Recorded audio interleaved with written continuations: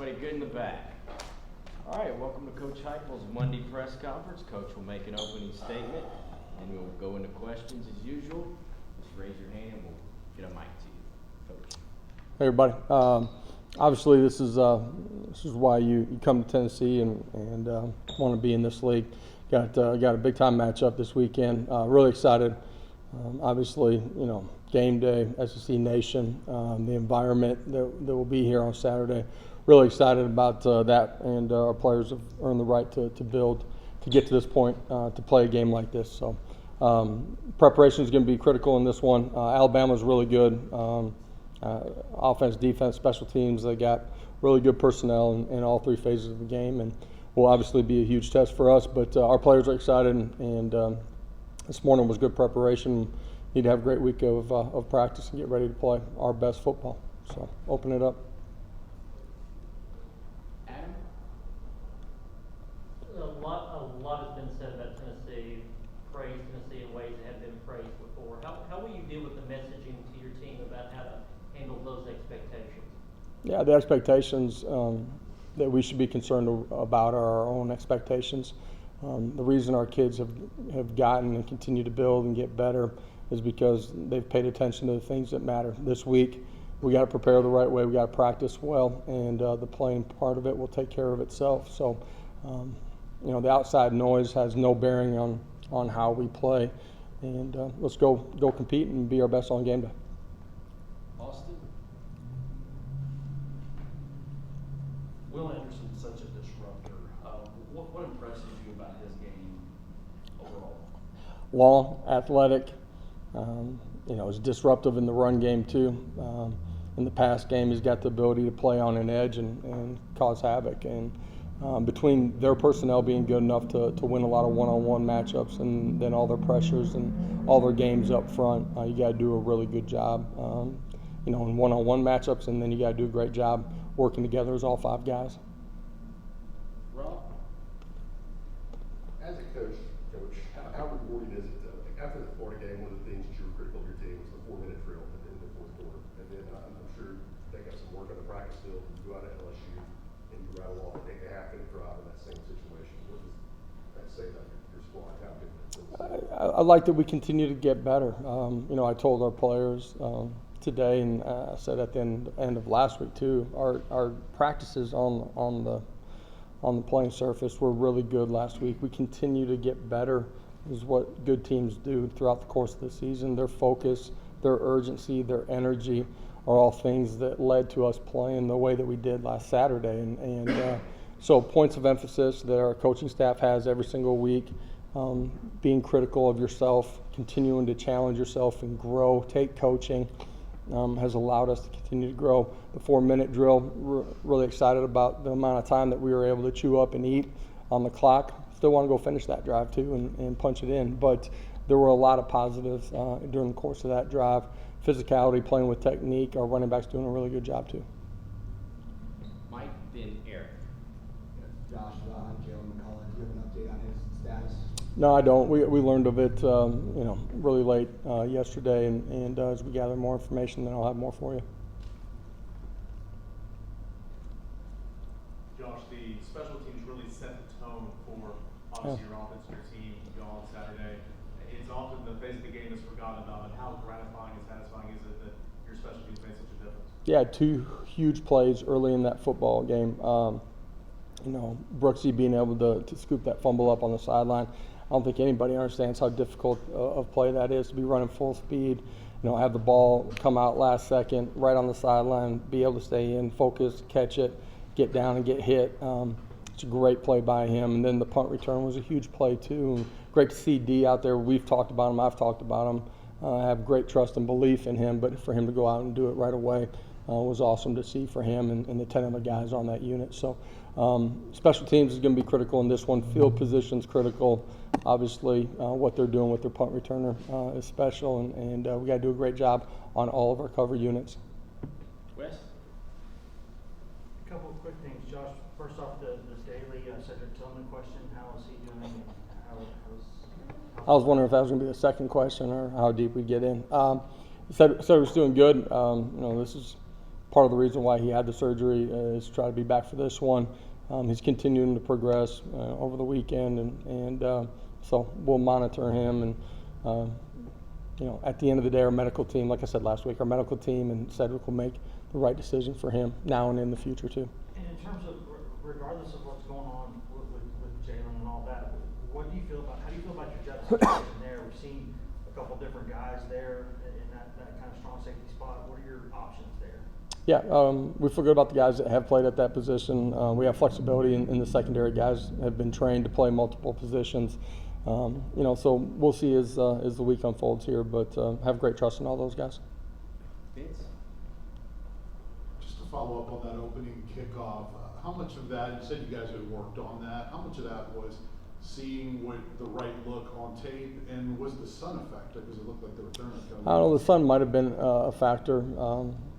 Just where it was at in the stadium was part of, the decision process for us if we had won the coin flip. But I can't tell you what exactly was the reason why he didn't catch it. Why was Gerald Mincy unavailable on Saturday, and what's his status? He just wasn't available. We anticipate him being ready to play in this one. Ben? On the flip side of that coin, just what did you see from J.J. Crawford out there on Yeah. Saturday, especially when you went back and watched High level execution. Did a good job in the run game. Combinations working with the guard in some of his man blocking. Did a really nice job in pass protection too. So, you saw we didn't change the way we played, the way we did anything. We got great trust in him. Coach, with Byron Young, he had 1 sack through the first 4 games and had 2.5 Byron on Saturday. What can that do for him to finally get out and finish some of those plays? Yeah, sometimes as a pass rusher, you don't always have control about the end result. You try to win your one-on-ones, you win your games that you're running with the interior guy, and you try to apply pressure to the quarterback. You can't always get home based on him getting rid of the football. But he's been consistent, violent, disruptive, playing with speed, playing with great urgency, energy, and was able to get home a couple of huge plays in the football game for us. Changed the way the game was played. He's got great confidence. He continues to get better. His best football is still way out in front of him. He's a young football player, but continuing to get better. And his effort and how he's practicing is showing up in the way that he's playing. Austin and Eric? Coming into the year, you had some defensive linemen that didn't have a whole lot of experience. Dominic May and Bryce Neeson. Can you speak to the level of play that Coach Garner is getting out of that group? Because it feels like they just are getting better and better every week. Yeah, Coach G, Coach Eck with the Leos too. Those young players have really continued to grow, and a lot of those guys that you talked about just changed their attitude and the way they approach things. And I'm talking about in the off season, and because of those things, man, their purpose and the way that they practice every day is so different. And now they're gaining a bunch in just their level of play. They understand what we're doing. They understand the why behind it more. They're playing with a lot better technique. Coach G's done a great job of developing these guys. There's a huge difference from us a year ago at this time to who we are now up front, across the board, just playing with great technique and understanding what we're doing. And that's allowing our guys to be extremely disruptive, to be able to win one-on-ones and pass protection, pass rush, but then also being able to make plays in the run game, snag off, and be disruptive. Eric? Josh, defensively, what are the challenges in defending a guy you're give to leading rusher, leading receiver, the dynamic player in that offense? Yeah, he's explosive, so you know that they're going to try to find ways to get the ball in his hands. In the run game, you're best not to let him get started. If he does, he's got the ability to take it the distance. He's got good vision and pace behind the line of scrimmage. When he sees a hole, he's able to hit it. He does a really good job of making people miss too. So we got to bottle him up in the run game, and then when they use him in the pass game too, you got to do a great job of taking him away and matching him out. Just to follow up on Jalen McCullough, the process, like, are you talking to administration? Are you gathering facts? How does those conversations go? Yeah, as they gather information, we'll have a conversation based on the facts of it, and then go from there. Yeah. Josh, just what challenges do Bryce Young present, and then if Yeah, I mean, Bryce has played at an elite level for a long time. Arm talent, be able to be accurate with the football, great decision maker back there. The X factor for him is his ability to move and extend and make plays outside of the pocket and inside of the pocket. He does a good job of finding the soft spot in the pocket. When he escapes, he's a thrower first, and finds guys if you don't match him out and you're in zone coverage, and then has the ability to tuck it and make big plays too. So he's got the ability to put and apply pressure to you in all ways. Yeah, athletic, dynamic with the ball in his hands. Vince, then Rick. Justin, you often talked about winning one-on-ones. How pleased have you been with your wide receivers and winning some of those one-on-one matches? Yeah, it's a big part of creating explosive plays in the pass game. We got great trust in those guys, and obviously Hendon does too. And we've been able to create a bunch of big plays. In this one, that's got to be a part of the game too. Back here, Coach.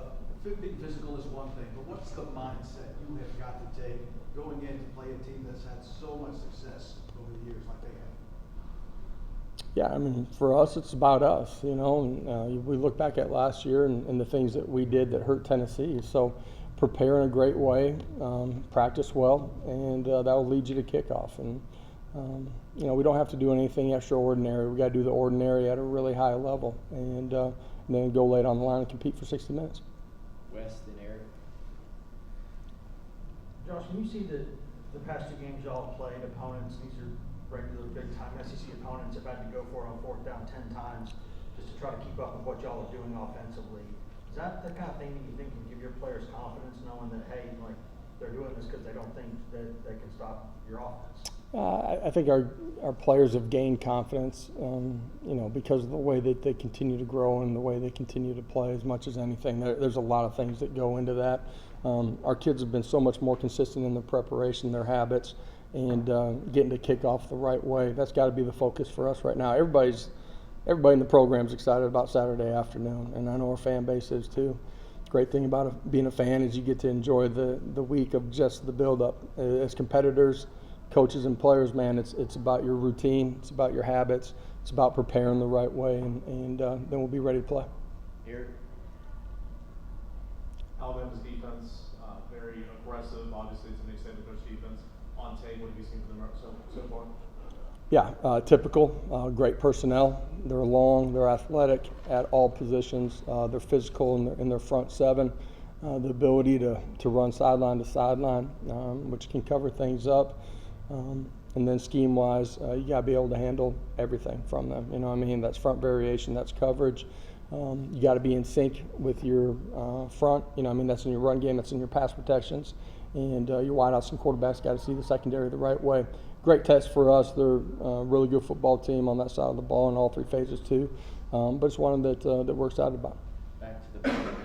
Coach Ryan Kelly admitted during the broadcast at halftime that you were out coaching him. What does it mean when another coach admits that you're coaching better than him? Man, we were playing well. That's what it comes down to, man. So it's not about me. It is we got a full locker room, 125 guys, and a great staff, and the way that we have continued to grow, the way we continue to compete, strive to get better.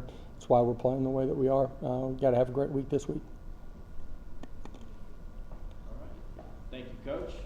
Thanks, guys. Appreciate it.